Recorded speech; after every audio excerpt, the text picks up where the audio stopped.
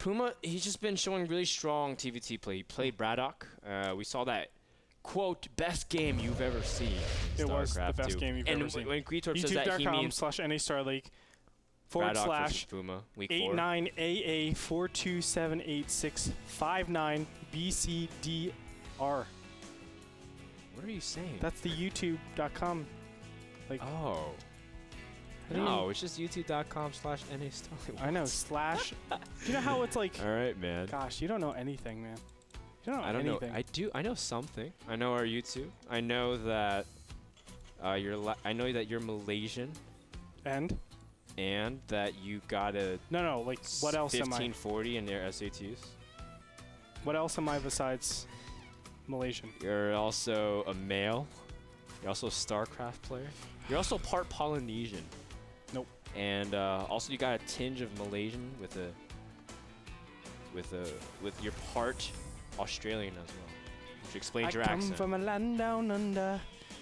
But I'm enough with bad guessing. You're Andre. I don't even understand sometimes where you're from. You're a man from another world as far as I'm. Can't you hear that thunder? Here in the top center we have ClouD from Alternate Attack. What's going on here? You better run, you better take cover. In the bottom center, we have PuMa from Team Evil Geniuses, coming off a loss against Salsa, but his TVT is still very strong. That was an amazing show match, by the way. If you haven't already, check it out. It went to Game 7. Yeah. That's as far as we'll say. Check it out at, of course, twitch.tv/NASL S3. Of course, you need an HD pass to watch all of those, but it is from the Sunday show match. Fantastic games by both of those players. I won't spoil it. Yeah, and PuMa's been practicing hard. We talk to him. We say, PuMa, why no GSL Code A?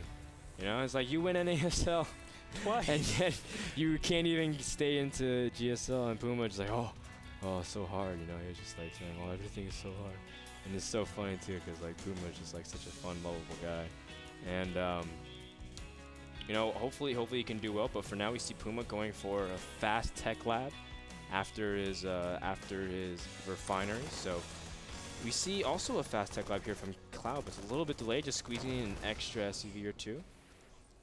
So this is Shattered Temple. Reaper expands. What do you think about this? It's okay. It's okay. I think Reaper expand is just the punishing best build people. in the world, man. No. I opened Reaper expand actually in TVT. I think Reaper expand is actually one of the worst builds. Whoa, easy now. No, I'm just kidding. It's not one of the worst builds, but it is a bad build. Sorry, Bitter. I completely disagree with you. The main reason why I think it's a really bad build is because it showcases exactly what you're doing. You have no other alternatives. There's two major paths that you have from there. It is a delayed one-base Banshee tech just to play mind games, and there's also, well, the other way is to get a really fast upgrade and go for bio. What that does, it forces, well, it allows your opponent to make very easy decisions as soon as the Reaper is scouted. So it's like the person that isn't Reapering can do a lot of different mind games and make it very difficult for the person that is Reapering to defend against different all-ins. Reapering? Reapering. Is it just reaping? I think that sounds like that. Well, it's just like when you said NG Bay. It's just called an eBay, dude.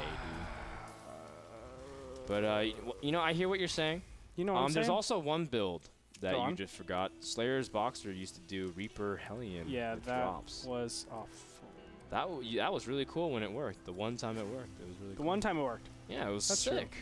Come on, you gotta love builds like that. But for now, both players are doing the exact same thing. 2 barracks after their command center. Now the difference is that PuMa started his on the high ground, ClouD starting his on the low ground, so he has that very temporary macro advantage. And wow, even the engineering base at the same time. This is looking to be the exact same thing down across the board. Yeah, it's interesting that both these players haven't really scouted each other, but they know exactly what they're capable of. And I like the engineering base. I would actually love double engineering base, Frodan, because that's like another level of mind gaming. You mean NG base? NG base. Another, yeah, double NG base is really efficient because your opponents don't really have any capacity of pushing out. Right? If I know you're doing the exact build that I'm doing, well, I'm not going to trek across the map and try to do some sort of huge timing. I know you've done the same exact stuff that I have. you have the potential of having the same as me. So if I go trek across the map, you have more units than me just because you have better reinforcements or faster reinforcements. So take that and say, okay, well, I know you don't have the capacity to actually make the decision to push on me. Let me double engineering bay or NG bay and get a really fast upgrade advantage on you. And now I actually have some sort of divergence from you. Did I just blow your mind? No, what blew my mind is on the back of the Reaper is a giant T for Terran. Look at the center of the map. Look at the center of the map, Andre. It's a giant T for Terran. I have no clue what you're talking about. Look, right there on the back. You zoom in, press the end button. No, keep it normal, man. You see that giant T? Nope. It's for Terran. Where is it? I guarantee you. Or Thomas. Those are Protoss things, or Thor. Maybe he's a big fan of Thor in the Avengers. But that's a T for Terran. Going out of your mind. That blew my mind. But we also see things, guys, like the things are pretty it's very standard. You go for fast stim. They got combat shields as well, so they can be safe. And they eventually can be pressuring each other with Marines and dropping everywhere. It's just interesting because they know each other so well, but at the same time, there's not much deviance whatsoever. The only thing is that ClouD's gotten his third gas a lot quicker than PuMa, and he's been racking it up the gas count at this point. It's because Reaper Expand, you can't do anything else. That's why Reaper Expand is so bad, man. People say it's predictable. It's so predictable, and it gives your opponent the easiest ability to actually react to it. As you said, you could do builds. Now, neither of these players are actually doing builds that punishes a Reaper Expand or tries to get an advantage. I don't think there's actually a way to punish it. But to get a pretty sizable advantage, no, you don't really have the capacity to do that. But, I mean, it still is very predictable, and that's why we see barely any scouting from each of these players. I mean, they don't really know what each other have. ClouD is being a little bit more greedy. He did not scan his opponent. Whereas, of course, PuMa did. Oh, I know why. Because PuMa didn't know that it was a Reaper Expand. Yeah. He showed his Reaper to the one SCV. So you can already see that ClouD just being able to see that gets that little advantage from the 270 minerals. Yeah, he has a few more Marines as a result. Correct. We see that PuMa getting out his medevacs as well. Now, this is just so, it's just down to the exact same divide. The medevacs are coming out relative to the same time. This is about 10.5 minutes in the game. So both players, their builds are pretty significant in the sense that they've been practicing this a lot.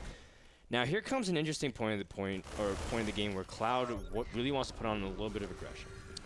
He has an option to double drop or just drop one, try to elevator while pulling attention away, but he can't necessarily confront directly, as you can see as the scan pops off. Oh, delayed stim coming out from ClouD, but it might still be enough. Wow, PuMa is going to be overrun here. And now he's going to give chase. If he takes out those medevacs, that'll be pretty critical. But no, he just drops back from there. Very nicely done from ClouD. And you can see those scans actually doing a little bit. Obviously, 540 minerals just wasted from 2 scans by PuMa. And unfortunately, because PuMa didn't know his opponent was Reaper Expanding, he wasn't able to take the center of the map. And that gave ClouD a much better position and obviously better units. You can see like just a chain reaction ever since the beginning from when ClouD knew his opponent was Reaper Expanding, his opponent didn't. Yeah, and you could see that at this point, PuMa just, he tried to go out and meet, but those few Marines made the difference there. ClouD playing a little bit greedier. As a result, was able to get a small advantage, but still, it's not by any means game-breaking. In TVT, at this point, you really have to try to outposition your opponent, see if you can bait out Marines where they don't need to be. PuMa loading up one of his drops, trying to send it to the bottom left. And at this point, now it's getting to the point where it's going to be really hard to attack into the other opponent unless you get a straight-out positional advantage. Yeah. And Shadow Temple is one of these maps where you can really split in half, especially with the air divides and sensor towers and turrets. We can be in for a pretty long game here. There's different ways of doing this.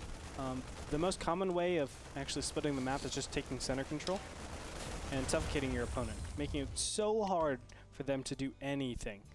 And the main reason for that is because they don't have the ability to defend all these different places. If I take center control, like Cloud has right now, hold on real quick. The top left-hand position, that command center is being under attack. He needs to send units over immediately.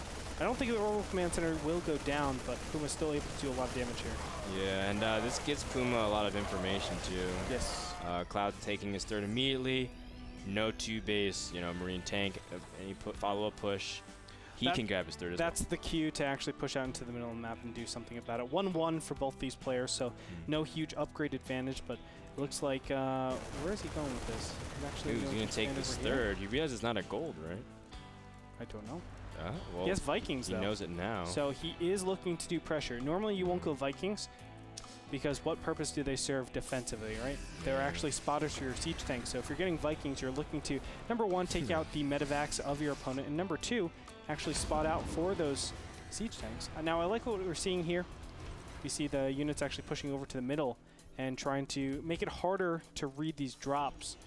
Obviously, if he had to drop without this center control, he would have to move a lot more. Like, just the distance covered would be much more extreme. I feel you, bro. And we see the PuMa does have a tank advantage here, so Cloud has to be really cautious. But keep in mind, he can easily ferry over if he gets out of position and try to see if he can pick off some of the tanks. But the turrets are trying to also push back the medevacs. Oh, Cloud going to lose one of his medevacs. The Vikings also pushing back the medevacs as well. And regardless of what happens, Cloud is pretty much committed to this attack, dropping so much of his supply here into it. And PuMa, he's going to try to hold, but his tanks are way out of line. Yeah, you know what? I think Cloud is going to be cleaned up here. I don't think he has a way to actually consistently go on to this. But, oh, the engineering bay. The NG bay is being taken out here. He needs to go and repair that ASAP. He's not targeting it down. There goes one hit point away. Wow. My God. And the +1 armor does not get completed. In the meantime, the top left-hand corner, still one Marine chugging away at these SCVs. Well, let's go ahead and take a look at everything. 16 SCVs lost. 61 Harvesters to 53, an advantage for PuMa ever so slightly, but the positional advantage goes to Cloud with this center control. And not only that, he has the more powerful Marine, so that helps out quite a bit, Frodan. Yeah, he can live through DPS a little bit more, but PuMa does have a more intimidating tank count, at least for right now, positionally. No, just kidding. Cloud's been macroing this entire time. His tanks are not in position, though. And it's going to look like one of those tanks does end up dropping for Cloud, making it very hard for Cloud to even push in here. Now, I want to emphasize something. TVT is one of the easiest matchups to give up your lead in. But, Cloud's going to push in here and take out one of the tanks. PuMa reading his opponent's movements wrong. He's going to commit to this. The Vikings also flanking the medevacs. And PuMa is going to be able to hold here. He doesn't have the upgrade advantage. Cloud's running out of supply, though. And what has just happened? Cloud had the supply advantage, but all of his units just seem to evaporate into the force of PuMa's. Well, he didn't have the siege tanks, he didn't have the medevac count either, and all the units were actually pretty badly damaged because there was some tank fodder that splashed up on those Marines, so it really gives PuMa that advantage, and holding off there is actually really instrumental. Now, the +3/3 is just now, or excuse me, the +3 armor is just started right now for Cloud, but the +3 attack is pretty much even. And from this, I thought PuMa was going to go and grab center control. That's probably the most important thing to do on Shattered Temple, but he actually plays a lot more passive, and I think that's a worse decision. The main reason for that is Cloud still has a couple of options. He can come around here and attack PuMa's third base and do a lot of damage. Ooh, perfect sensor tower timing. He can also go and attack around here and go for the main. So there's a lot of options for Cloud at this point, or he can go in macro.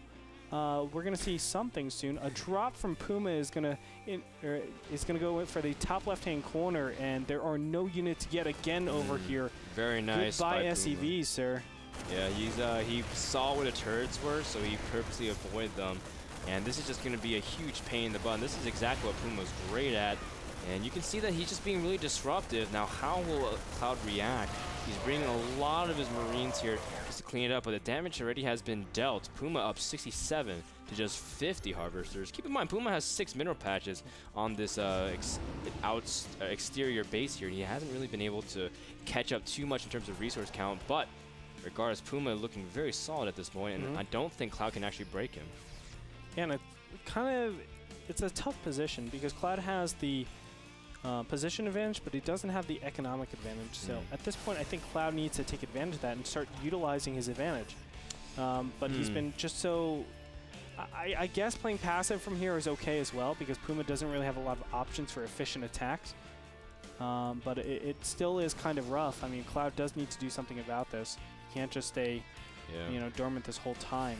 And ClouD does have a tank advantage, but his medevac count is incredibly low. He was at 1 for a long time. You can see the third one is now finally out into the field.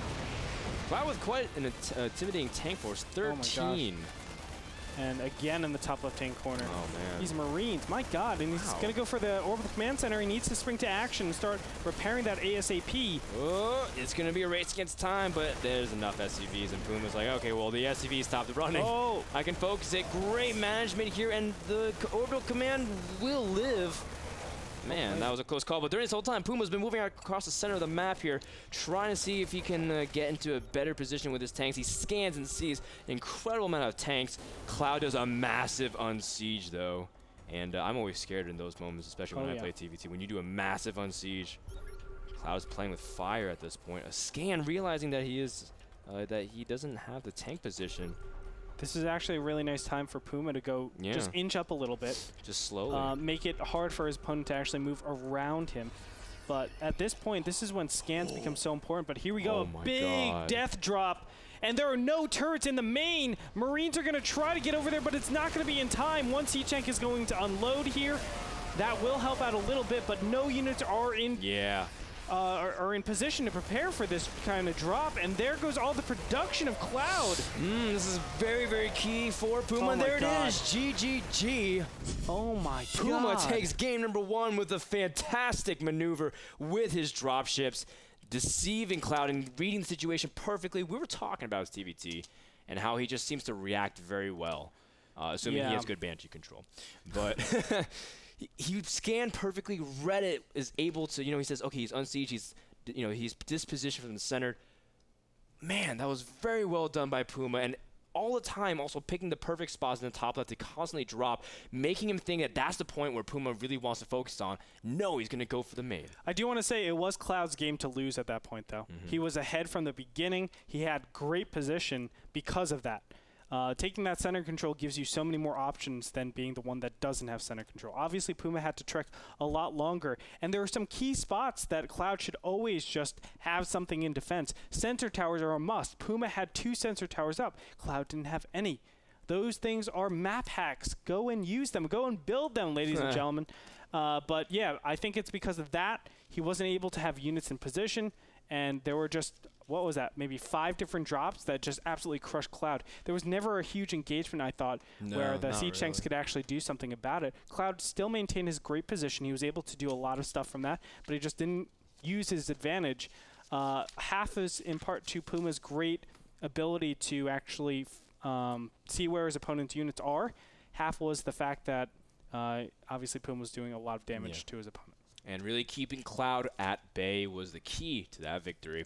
Guys, thank you so much to Azo for providing the monitors for NASL Season 3 so we can watch these games even happen. Check them out at azo.com. Don't go anywhere. Game number 2 between PuMa versus ClouD. Will ClouD be able to complete the upset, or will PuMa just close it out right here? Find out after this commercial break.